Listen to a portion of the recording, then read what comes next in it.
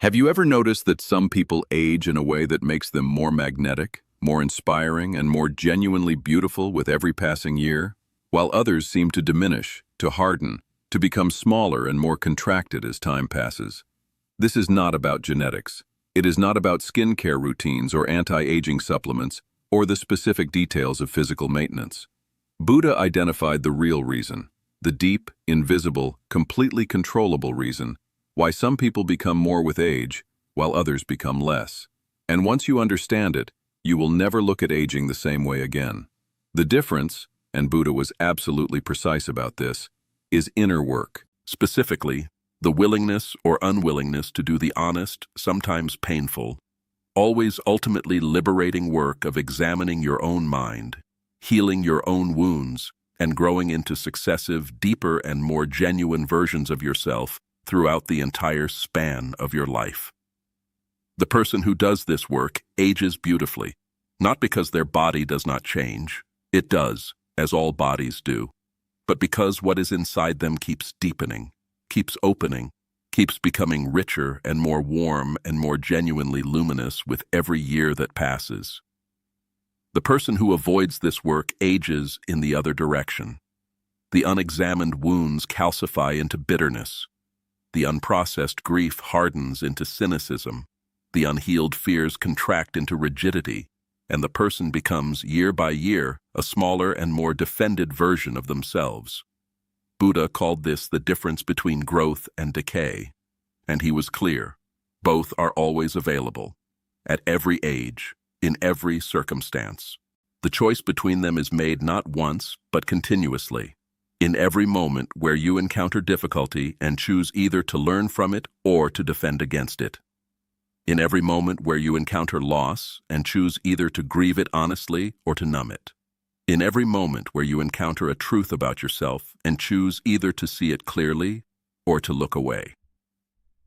The first quality that makes people age beautifully is what Buddha called softness, not weakness. Softness. The capacity to remain emotionally open, genuinely responsive, and authentically present.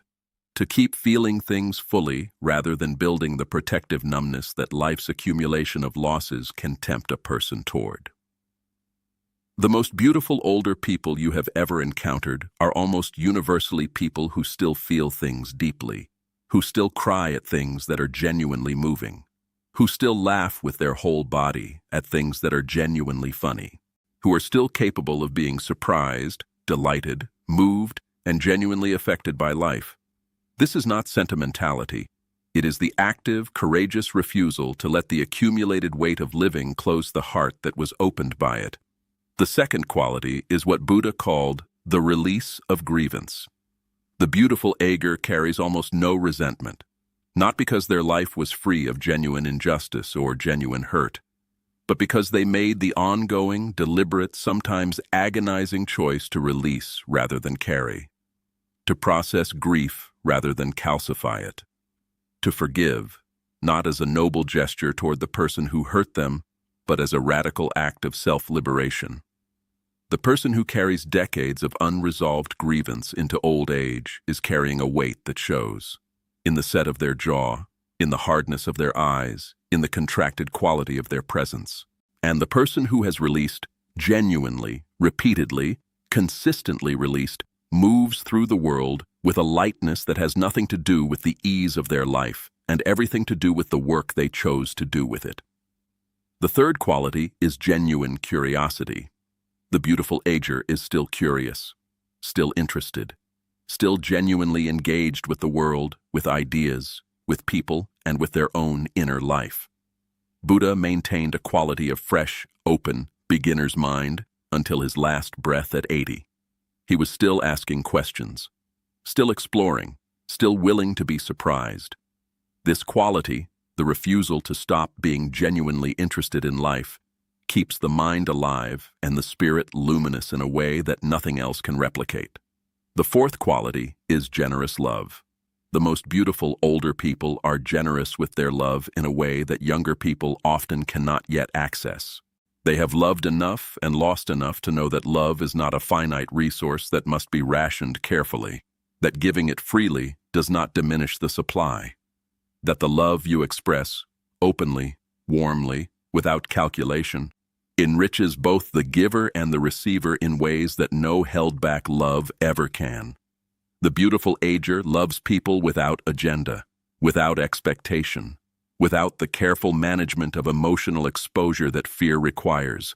They love because they understand, with the bone-deep understanding that only lived experience produces, that love is what the whole thing was always about. And the fifth and final quality is peace with imperfection. Buddha said, "The pursuit of perfection is the enemy of peace." The beautiful ager has made peace with their imperfect life, their imperfect past, and their imperfect self, not by lowering their standards or abandoning their values, but by releasing the cruel, exhausting demand that everything should have been different from what it was. They wear their life's complexity not as shame, but as character. They understand that the marks of a lived life, the complications, the detours, the losses, the failures, alongside the joys and the loves and the unexpected gifts, are not blemishes on an otherwise clean record. They are the texture of a story that was genuinely, fully, humanly lived.